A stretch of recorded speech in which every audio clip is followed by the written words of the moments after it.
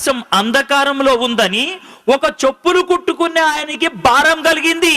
చెప్పులు కుట్టుకునే ఆయనకి భారం కలిగితే 1793 సంవత్సరం నవంబర్ 11వ తారీఖున భారతదేశంలో అడుగు పెట్టాడు ఆయన. భారతదేశానికి రావడానికి 4 నెలల పడవ ప్రయాణం పట్టింది. ఆ 4 నెలల్లో బెంగాలీ భాష చదవటం, బెంగాలీ భాష రాయటం, బెంగాలీ భాషలో మాట్లాడటం నేర్చుకున్నాడు.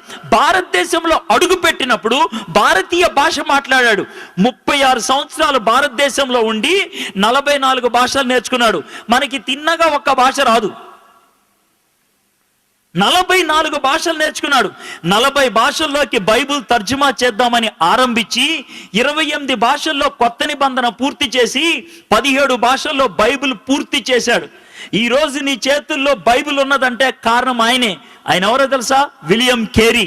ఒక్క విలియం కేరీ 17 భాషల్లోకి బైబిల్ తర్జుమా చేసి నీ చేతుల్లో పెట్టాడు. అంతేనా? అక్కడితో ఆగిపోయాడా? నీ చేతుల్లో పెన్ ఉందంటే కారణం విలియం కేరీ. భారతదేశంలో మొట్టమొదటిసారిగా ఇంక్ తయారు చేసింది ఆయనే. జిందగీలో రైలు బండి ఎక్కినావంటే కారణం విలియం కేరీ. భారతదేశంలో మొట్టమొదటిసారిగా స్టీమ్ ఇంజన్ పెట్టింది ఆయనే. బ్యాంకులో పైసలు పెట్టినావా? కారణం విలియం కేరీ.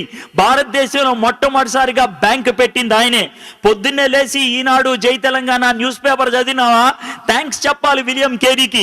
భారతదేశంలో తొలిసారిగా భారతీయ భాషలో న్యూస్ పేపర్ ముద్రించింది ఆయనే.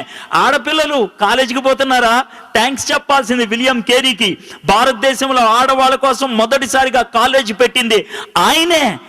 మీ తాతయ్య చచ్చిపోయిన తర్వాత కూడా అమ్మమ్మ బతికుందా? థ్యాంక్స్ చెప్పాలి విలియం కేరీకి. సతీ అనే దాన్ని అంతమొందిచ్చింది ఆయనే. ఒక్కడు చేసిండి ఇదంతా. ఆయన ఈ లోకానికి వచ్చి చేసినప్పుడు ఆయనకి పెద్ద వెల్కమ్ పార్టీ ఇచ్చారనుకున్నారా? లేదు. ఆయన జీవితంలో జరిగిన ఒక్క సన్నివేశం చెప్తే ఆయన ఎంత సాక్రిఫైస్ చేశారో అర్థమవుతుంది. కలకత్తాలో ఆయనకు ఒక చిన్న ప్రింటింగ్ ప్రెస్ ఉండేది. 236 పేజీలు బెంగాలీ డిక్షనరీని ఆ రోజే ముద్రించి కట్లగా నిలబెట్టి మిగిలిన పేజీలు ముద్రిద్దాం అనుకునే లోపల ఇంటి దగ్గర నుంచి ఒక పనోడు పరిగెట్టుకుంటూ వచ్చాడు. ఇంటి దగ్గర ఉన్నవాడు వచ్చి, సార్ మీ భార్యకి పిచ్చి ఎక్కిందంట. ఎందుకు ఎక్కిందో తెలుసా? భార్యకి పిచ్చి.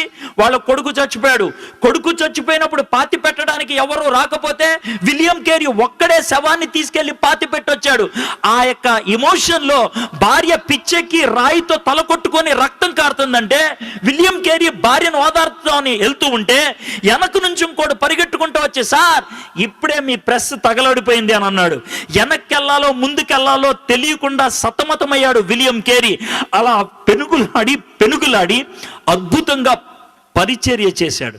ఆ విధంగా పెనుగులాడే వాళ్ళు ఉండి పరిచర్య చేశారు కాబట్టి ఈ దినాన్న కుర్చీల మీద కూర్చొని లైటుల కింద ఈ విధంగా వాక్యాన్ని వినడానికి అవకాశం దొరికింది.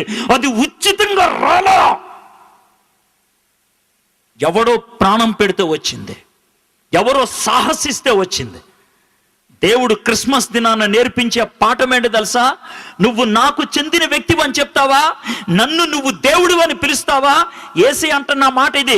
మీలో నన్ను ఎవరైనా గురువు అని పిలవదలుచుకుంటే, నా శిష్యులు అవ్వాలి అనుకుంటే గుర్తుపెట్టుకోండి, ఒకటే ఒక కండిషన్. మిమ్మల్ని మీరు కాదనుకోవాలా, మీ సిలువెత్తి నన్ను వెంబడించాలా. సిలువెత్తి వెంబడించడం అంటే గోల్డెన్ క్రాస్ మెళ్ళ వేసుకొని రావటం కాదు. సస్తే పాతి పెట్టడానికి రెడీ అయ్యే సమాధి పెట్టిని తీసుకొని రావడం, చావటానికి తెగించటం. హలో, క్రైస్తవుడు అని పిలిపించుకోవాలనుకున్నట్లయితే ఆ దమ్ముండాలా, చావటానికి తెగించగలిగి ఉండాలి.